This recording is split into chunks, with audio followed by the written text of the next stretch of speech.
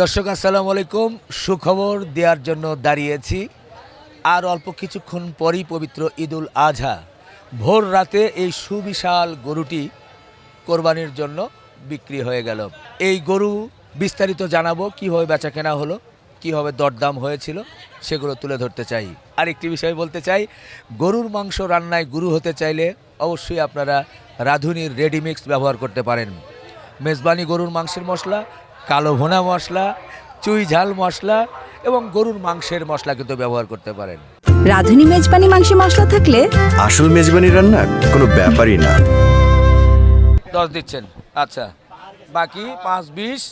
আমার ওখানে গিয়ে নামবে, সাথে সাথে পেমেন্ট হয়ে যাবে। আর এখানে আচ্ছা। আমি হাসিল টাসিল যা করার করে নিয়ে যাচ্ছি। হ্যাঁ, আর ওখানে গিয়ে সাথে সাথে নামবে, সাথে সাথে পেমেন্ট নিয়ে চলে যাবে। আচ্ছা দেন ঠিক আছে? দেন। মানে এত টাকা তোর ক্যাশ নিয়ে তো আর হাটে ঘোরা যায় না। 10 দেন, বিসমিল্লাহ করে নেন। বিসমিল্লাহ দেন, একটু গুনে নেন।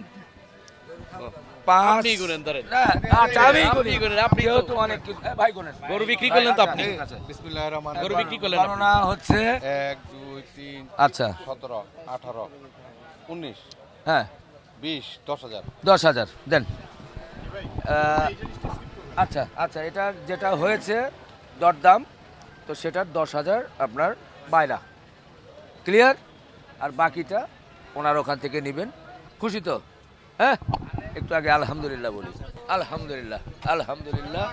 আমরা একটু বিস্তারিত একটু কথা বলতে চাই, একটু সামনে আসেন।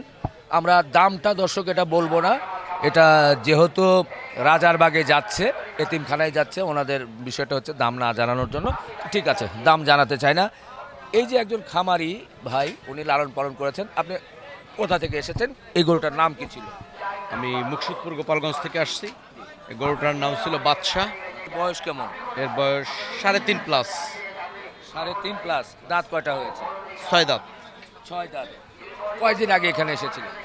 আজকে 4 দিন হয়। কেমন দরদাম হচ্ছিল? প্রথম দিক বেশ ভালো দাম ছিল। আপনি কত চেয়েছিলেন? আমি প্রথমে চেয়েছিলাম 16 লাখ। 16 লাখ। তারপর আস্তে এখন তো পরিস্থিতির শেষ পর্যন্ত আমি 7 লাখ চাইছি। আচ্ছা 16 লাখের জায়গায় 7 লাখ। 7। অথচ প্রথমে যখন আমি 16 লাখ চাইছি তখন 8 লাখ টাকা বলছিল দাম। আচ্ছা আচ্ছা, এরপরে ধীরে ধীরে ধীরে ধীরে এখন ধীরে। একটা জায়গায় এসে হয়ে গেল।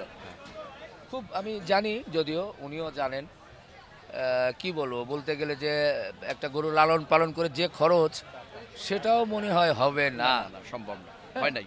তারপরেও মন খুশি করে দিতে হচ্ছে। হ্যাঁ, এই তো, আপনি তো গরু আরো লালন পালন করেন, করছি। হ্যাঁ, জি। প্রতি বছরই তো পালন করবেন। হ্যাঁ, করছি। হ্যাঁ, হ্যাঁ, করবোই। এখনো তো ইচ্ছা আছে, যেটা হ্যাঁ। গেল মানে লাভ লস যাই হোক, এখনো তো পালন করবেন ইনশাল্লাহ। আমার আরো 10টা গরু আছে আমার। আছে একজন খামারি, সুতরাং এটার সাথে যে অন্তরের ভালোবাসা, সেটা তো আর দাম দিয়ে নির্ধারণ করা যাবে না, সেটা হবেই। হ্যাঁ, তো যেভাবেই হোক, শুক্রিয়া, গরুটা হয়ে গেছে, শুক্রিয়া নাকি? আমরা দামটা বলতে পারছি না ভাই। আর আপনার যেখানে আপনার যে ফার্মে যে অন্য অন্য গরুগুলো আছে, সে গরুগুলো কি গরু? আর 3টা আছে এই পুরুষ গরু, হ্যাঁ, আর বাকিগুলো গাভী। তো ওই 3টা কি সামনে বছর 27-এর কোরবানিতে এখানে আসবে? ওরকম সাইজ? সেরকম আর চিন্তা নাই। কেন, আজকের বাজার দেখে নাকি কি বুঝলেন শেষের দিকে সে কারণ বাজার? আমি ইতিপূর্বে আপনার এই ভিডিও আমি অনেকবার দেখছি। জি আর এই গাবতলি সম্পর্কে অনেক সুনাম শুনছি, জি কিন্তু তাতে দেখে গেলাম জি। যে জন্য গাবতলিতে আর কি বড় গরু আর আনবো না কোনোদিনও। যদিও বড় গরু আমি পালন করি, কিন্তু এখানে আর। মনে মনে হচ্ছে কষ্ট নিয়ে কথা বলছে। হ্যাঁ, কষ্ট।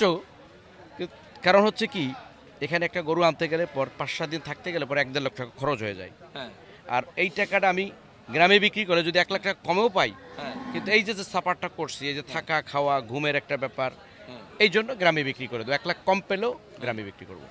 বাহ, বাহ, ভালো চিন্তা করেছেন। ভালো চিন্তা না, মানে বাস্তবতা এটা, জি। যেটা এবার আপনি উপলব্ধি করলেন। তবে আমি আশা করি আপনার সাথে ফোনে কন্ট্যাক্ট হয়েছিল, এরপরে আমার ফার্মে আপনি ভিজিট করতে আসবেন, ইনশাআল্লাহ। এবং আমারও ছোট্ট একটা এতিমখানা আছে, জি। সেখানে আপনি আসবেন, জি আমি আশা করি। জি। এই যে গরুটা দেখছেন, এই গরুকে মূলত দেখাশোনা, ভালোবাসা, এটা কিন্তু আমাদের যে ভাতিজা, সেই কিন্তু করেছে। বাবা, তোমার নাম বলো, কি করো সেটা বলো। আমার নাম ক্রিপস বিশ্বাস। আচ্ছা আমি এবার এলএলবি অনার্স নিয়ে ইস্টার্ন ইউনিভার্সিটিতে পড়ছি। আচ্ছা, তো এই গরুর প্রতি কীভাবে ভালোবাসা সৃষ্টি হলো, বা কিভাবে গরু লালন পালনের সাথে যুক্ত হলে?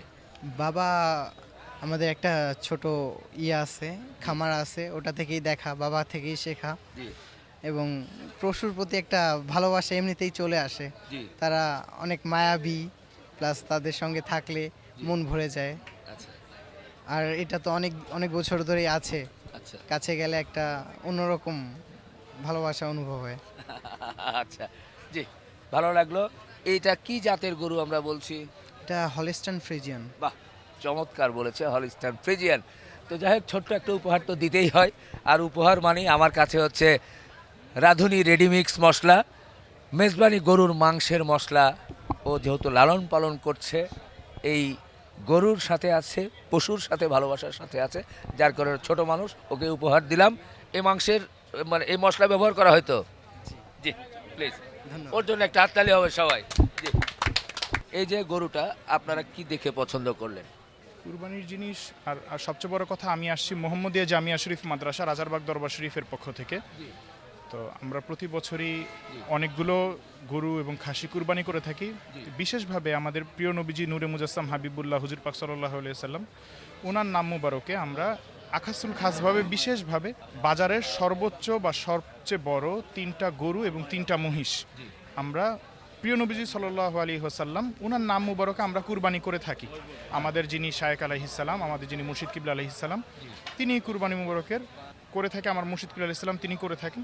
বাজারের বড় গরু হিসেবে যতটুকু দেখেছি এখন পর্যন্ত এটাই আছে, এবং সেদিকেই আমি ফোকাস রেখে এটাকে পছন্দ করা।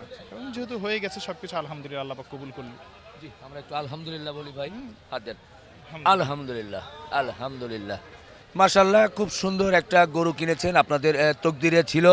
আমাদের রাঁধুনি রেডিমিক্সের পক্ষ থেকে মেজবানি গরুর মাংসের মশলা, ছোট্ট একটু গোশতের ছোট্ট একটি প্যাকেট আপনাদের জন্য উপহার। হ্যাঁ, তো এটা খুবই ছোট্ট একটা উপহার। আপনি খুশি তো? আলহামদুলিল্লাহ। আলহামদুলিল্লাহ। দর্শক, এই সেই বড় গরু, যেই গরু নিয়ে কিন্তু দীর্ঘক্ষণ আলাপচারিতা হচ্ছিল। আমি আসলে হঠাৎ করে চলে এসেছিলাম, মাঝখানে এলাম, এসে আসলে মনে হলো যে এটার একটা সমাধান যেহেতু ওনারা মনে করছেন, আর অল্প কিছু জায়গায় দরদামে একটু আটকিয়েছিল, তো উভয় পক্ষের সাথে কথা বলে লাস্টে আমি মাঝখানে মধ্যস্থতার মাধ্যমেই গরুটা কিন্তু কোরবানির জন্য হয়ে গেল।